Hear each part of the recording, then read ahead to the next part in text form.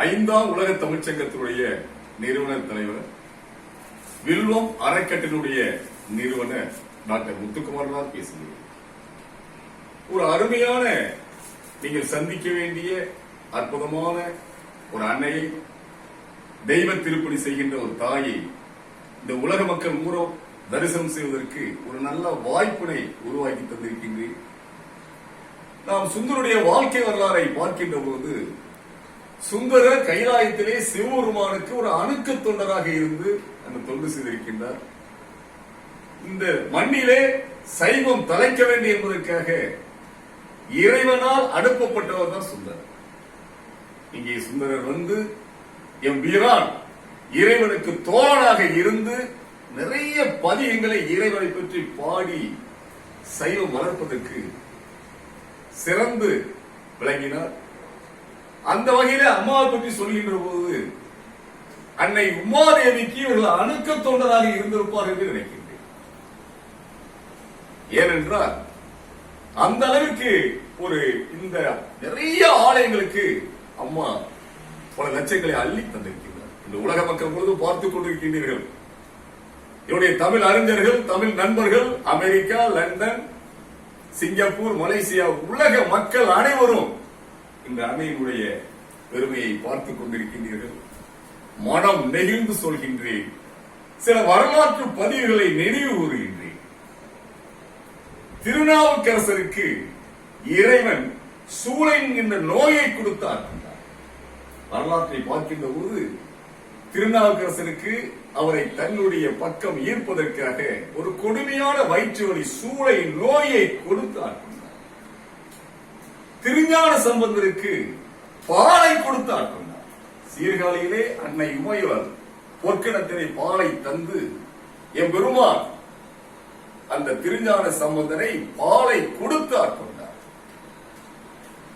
சுந்தரரை ஓலையை காட்டி ஆட்கொண்டார். நீ என்னுடைய அடிமை, நீ எப்படி நீ திருமணம் செய்து கொள்ளலாம், யாரை கேட்டாய் என்று ஓலையை காட்டி ஆட்கொண்டார்.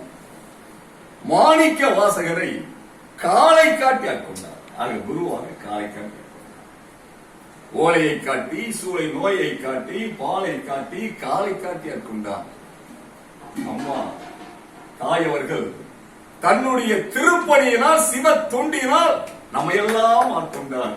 அன்னையே பல்லாண்டு ஒரு அற்புதமான, ஒரு நல்ல, ஒரு தெய்வீக பிறவியை உங்களுக்கு நான் அறிமுகம் செய்வதிலே மகிழ்ச்சி அடைகின்றேன். இதில் குறிப்பாக சொல்ல சொன்னால், வாழ்கின்ற காலம், இனி வாழ போகின்ற காலம் அத்தனையும் இறை தொண்டி. எனக்கு தெரிஞ்ச பல லட்சங்களை அள்ளி கொடுத்தவல்ல. கிட்டத்தட்ட 15 ஆண்டுகளாக எந்த ஆலயம் சொன்னாலும் லட்சக்கணக்கில் பணத்தை அள்ளி கொடுத்தார்கள். பிறவியிலே கோடீஸ்வரர் என்று சொன்னால் இல்லை, கோடிக்கணக்கான பணங்கள் இருக்கு என்று சொன்னால் இல்லை. ஆனால் அந்த இறைவன் இவரிலிருந்து வாங்குவதற்கு ஆசைப்படுகின்றார். அவர்கள் தனக்கு வரக்கூடிய ஒரு வாடகை, அம்மா சென்னையிலே ஆதம்பாக்கத்தை சந்திக்கின்றேன், அவர்கள் குறிப்பிட்ட இடத்தில் சில வாடகை பணங்கள் வருகின்றது.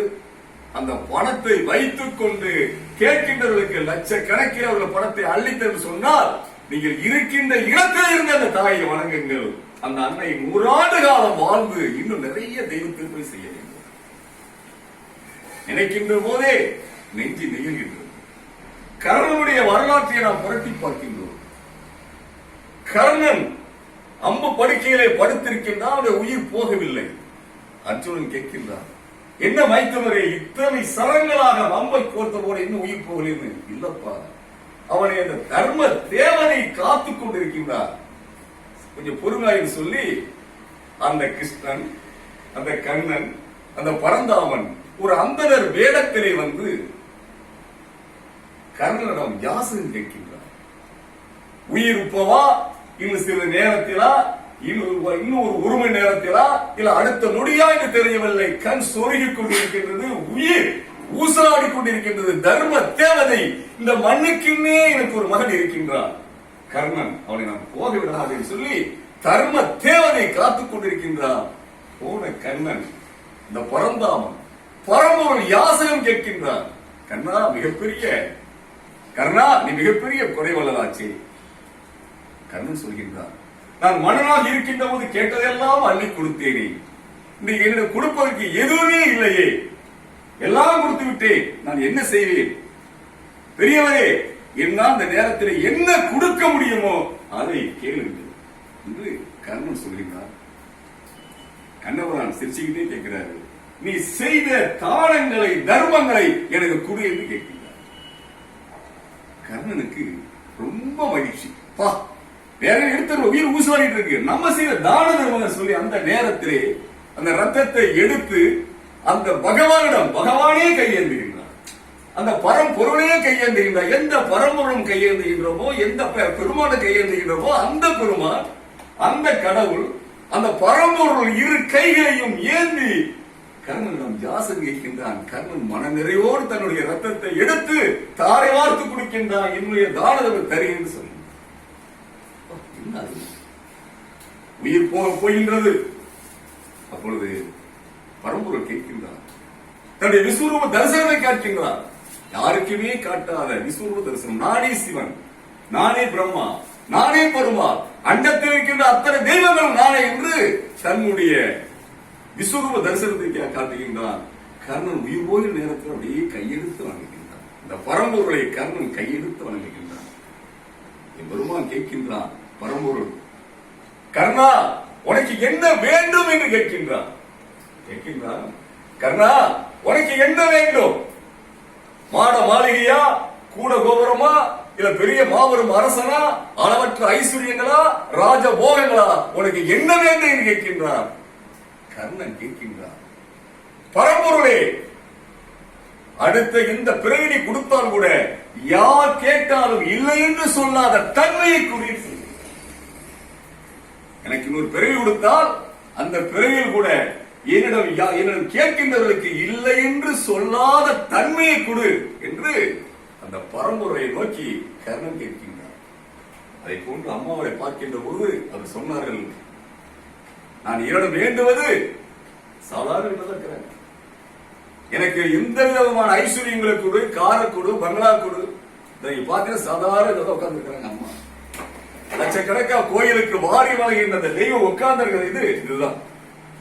அவங்க ஆண்டவட்டை அவங்க என்ன கேட்கிறாங்க, யார் கேட்டாலும் இல்லை என்று சொல்லாத மனத்தை கொடு என்று கேட்கிற சொன்னால் கர்ணனை விட ஒரு படி மேல, கர்ணனை விட ஒரு படி மேல் அல்லவா? அது போன்று என் தாயை பாராட்டி 100 ஆண்டு காலம் வாழ வேண்டும், நீங்கள் இன்னும் பல 100 கோயில்களை நீங்கள் திருப்பணி செய்ய வேண்டும், எங்களுக்கெல்லாம் நீங்கள் ஒரு தாய் போன்று, நீங்க எங்களுடைய வில்லு அறக்கட்டளையுடைய ஆலோசகர். இந்த வில்லு அறக்கட்டளை நோக்கம் நடராஜ பெருமானால் தொடங்கப்பட்டது, சிவகாமி அம்மானால் ஆரம்பித்து வைக்கப்பட்டது, அம்மையப்பருடைய அருளோடு தொடங்கப்பட்டது ஸ்ரீ வில்வ மரக்கட்டளை. எளிய இறைவன் தலைவனாக்கி அழகு பார்க்கின்றார். ஏனென்றால் கொன்றையாரசு கோயில் ஒரு 80 லட்சம் செலவு நானும் கோயிச்சல் மாதிரி அவர்களும் கட்டி தந்தோம், ராஜாராம் எல்லாம் இணைந்து. ஆகிய அந்த வில்வ அறக்கட்டளையுடைய பொதுச் செயலராக டாக்டர் உமா வெங்கடேஷ் இருக்கின்றார்கள். பல ஆலய பணிகளை தங்களுடைய சொந்த பணத்திலே பல லட்சம் கோயில் கட்டி தந்திருக்கின்றார்கள். நம்முடைய சரண்யா ராஜன் அவர்கள், டாக்டர் சரண்யா அவர்கள் மிகுந்த சிவபக்தி உடையவர், அவர் பொருளாளர். சித்ரா அவர்கள் மிகப்பெரிய ஒரு தெய்வ பக்தி உள்ளவர். திருவண்ணாமலையிலே இன்று அன்னதானத்தில் பெரிய இடத்தை கட்டி கொடுத்திருக்கின்றார். ஆக நல்ல சான்றோர் பெருமக்களால் இந்த வில்வ மரக்கட்டளை நடந்து கொண்டிருக்கின்றது. இந்த வில்வ அறக்கட்டளையுடைய ஆலோசகராக அம்மா சகுந்தலா அவர்கள் இருப்பதிலே எங்களுக்கு மிகுந்த பெருமை. ஆகையால் அன்னை அவர்கள் 100 ஆண்டு காலம் வாழ்ந்து எங்களோடு நிறைய திருப்பணிகள் செய்ய வேண்டும், இறையர் உங்களுக்கு என்றும் துணை இருக்கு என்று அன்னைக்கு இந்த பொன்னாடை அறிவிப்பதிலே மகிழ்ச்சி அடைகின்றோம். இது நடராஜ பெருமானுடைய பிரசாதம். நடராஜ பெருமானுடைய பிரசாதம். அந்த பிரசாதத்தை அம்மா அவர்களுக்கு தந்து, ஏனென்றால் இந்த வில்வ அறக்கட்டளை பழைய ஆலயங்களை புதுப்பிப்பது, அன்னதானம் செய்வது, உழவார பணிகள் செய்வது, வில்வ மரங்களை நடுவது, குளங்களை தூர்வாரி செப்பனிடுவது என்று நிறைய பணிகளை செய்யலாம் என்று முடிவு செய்து ஒவ்வொன்றாக நிறைவேற்றிக் கொண்டிருக்கின்றோம்.